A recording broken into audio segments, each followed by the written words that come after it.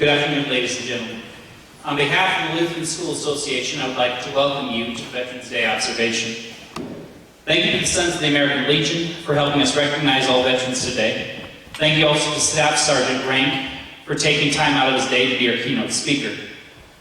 First and foremost, I want to begin today by recognizing all those among us who have served our country and citizens in the United States military.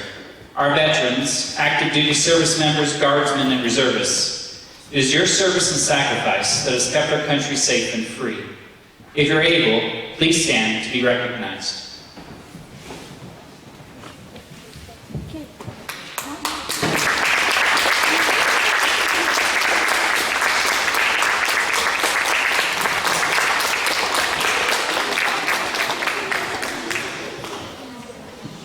Thank you.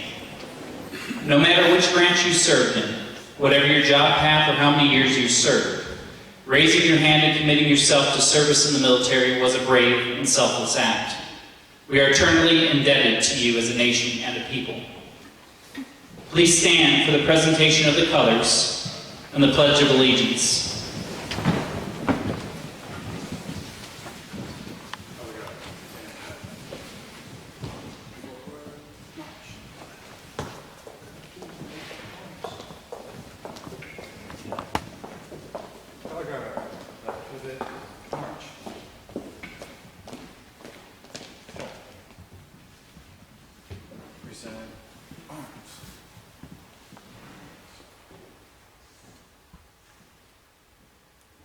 I pledge allegiance to the flag of the United States of America and to the republic for which it stands, one nation, under God, indivisible, with liberty and justice for all.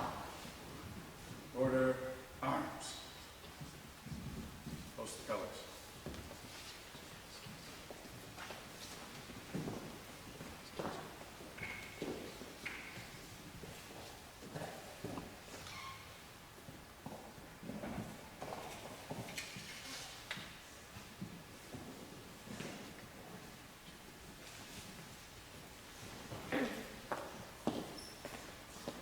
Color guard, left pivot, forward, march.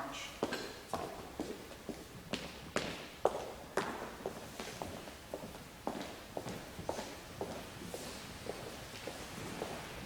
guard, halt.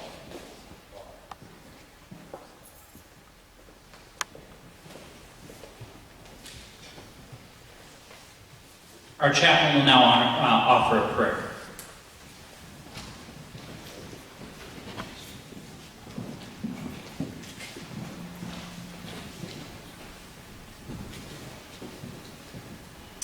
O Lord, we pause to remember this Veterans Day, the men and women of our armed forces who have served this country at home and abroad during the past years of our nation's independence. It is a great sacred trust that brings us together.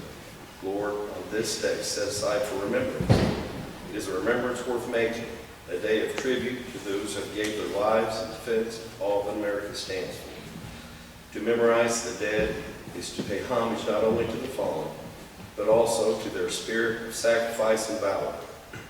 The loss of these valiant men and women tears the very fabric of our family and our nation.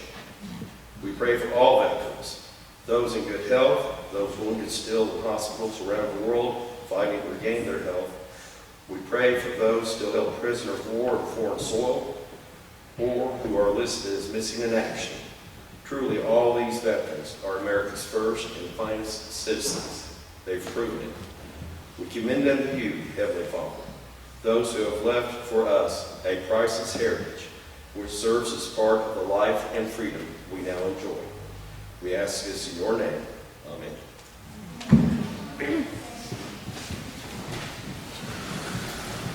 You may be seated. I'd like to introduce you our keynote speaker for today. Staff Sergeant Rank was born and raised in Marshalltown, Iowa. After high school, he didn't know what he wanted to do with his life, so he enlisted in the United States Marine Corps. His entrance exams allowed him to go into the electronic field. He attended a 54-week, 40-hour-per-week intense training in basic and advanced electronics. After completing that phase of his training, he was assigned to a Marine Air Station in South Carolina, and from there was sent to another school for 16 more weeks to learn airborne fire control systems and electronic countermeasures. From school, he was sent to Vietnam, just in time for the Tet Offensive. After 13 months in July, he came back stateside and was stationed in California. While there, he met his wife of now 49 years. They had one son named Wade William. He started back on pursuing his college degree. He and his family were transferred to Hawaii and spent nearly 4 years there. After Hawaii, he was transferred to Yuma, Arizona, and decided to leave the Marine Corps. Since that time, he's owned a Motorola Service Center, worked for Washington School of Medicine as a special projects engineer, worked for Raycom Corp as Director of Technical Services, and Nextel as Area Manager for Midwest Analog Operations, as well as several other positions within the company. He retired after Sprint bought Nextel. Since then, he's worked part-time, as needed, testing and certifying digital radio systems for police and fire departments from around the United States. I'd like to welcome Staff Sergeant Rank.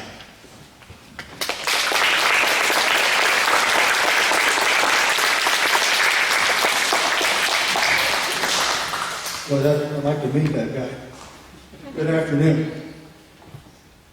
When they asked me to give a talk, maybe for 10 minutes or so, about my service experience, I wasn't fast enough to think of an excuse on why I couldn't do it. You've got to put up with me now. As Mr. Douglas said, I grew up in a small town in Iowa, about the size of Sedalia. And I want to take a quote from an author named Charles Dickens.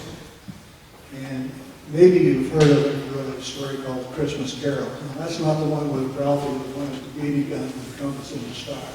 This is the one with Ebenezer Scrooge. But the first sentence of that novel is, "It was the best of times, it was the worst of times." And that's applied all throughout history. My life, your lives, and it'll be the lives of your children, I'm sure. Steve, fighting a cold. One of the things when I got out of the service is, Mr. Douglas had indicated, I didn't know what I wanted to do for certain. I was very fortunate. It was a good times. We had a brand new high school that consolidated the entire county into one high school. We had over 300 graduating students in my class.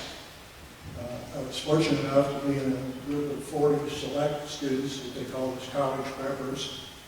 And we got to go to 10 college classes, and we got the best of the teachers to challenge us. But when you're told you can do anything you want to do, it's hard to decide what you want to do. And the draft was in effect then. So my father and my uncle had both been World War II veterans, and I just followed in their footsteps and enlisted in the Marines. One of the shocking things I learned, first off, was Marine boot camp. That was a rude awakening. We had these psychotic individuals that were trained to eat raw meat and be as sadistic as they could. They were called drill instructors. It was tough. And you just had to keep remembering over 200,000 over the years had made it through boot camp, and I wasn't going to quit. But we did have some that quit, and some that were seriously injured at that time. They could use physical violence. And I've still got a couple cracked ribs, not some ribs, where I got jumped on for making fun of the drill instructor because of speech impediment while we were doing leg lifts. I'll still not say I remember the salamander as he was screaming at us. But to make that long story short, after graduating and what we called advanced infantry training, got to go home on leave. My mother was tickled to death. Not that I was home, but they'd accomplished what she couldn't accomplish in 17 years. I made my bed every morning. I hung my clothes up and I kept my room clean. I also learned a few other things. I learned self-discipline. I learned respect, both for myself, my fellow Marines, and anyone else that showed that they deserved it. Respect was something that had to be earned. The problem with the time that we lived in, the good times were the high school, grade school.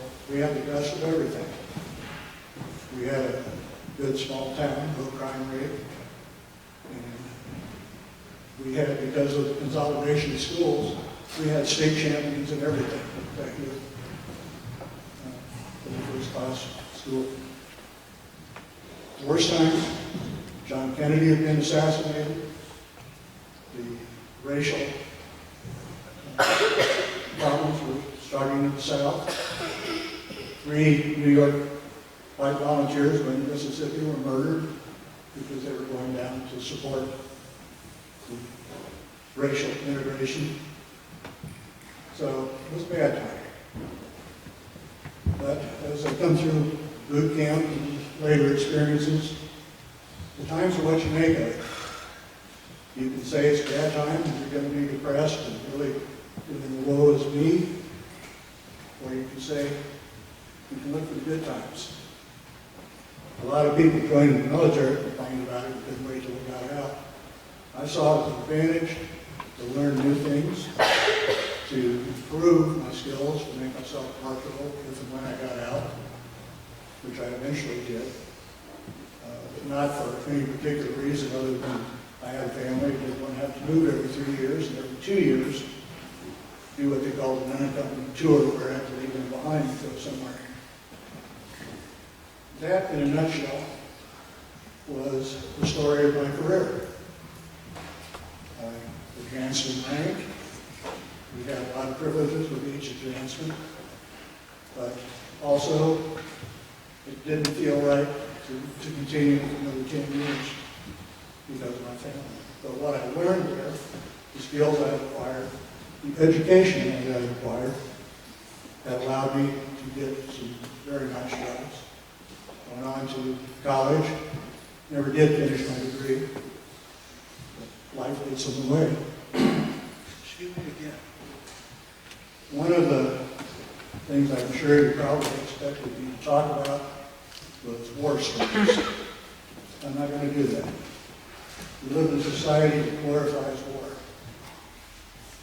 There's no honor in war and fighting the war because the politicians failed. The ones who are elected to keep us safe, to keep us out of wars. When they fail, they send the young men and women to fight their wars. And for that reason, and the fact that it's glorified by Hollywood and movies and video games, I'm choosing not to talk about it. And so at this point, I'm sorry, but that's my feelings. That's really about all I had. Mayor said 10 minutes, so I will hold it to 10 minutes. And I hope I haven't bored you too much. All I can say is, now are the good times. You live in a great city. You have a great school, and you have the opportunity to learn like you'll never have again. Take advantage of it. Prepare to go out to the world. And if you go into the service, evaluate very carefully about what you're going to get in return for schooling, training, everything. And don't believe your recruiter. Thank you, and God bless.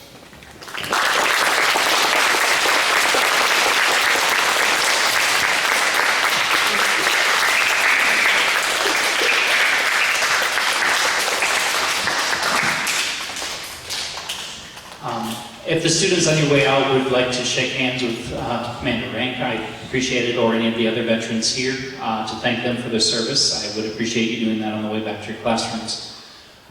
Please stand for the retiring of the colors.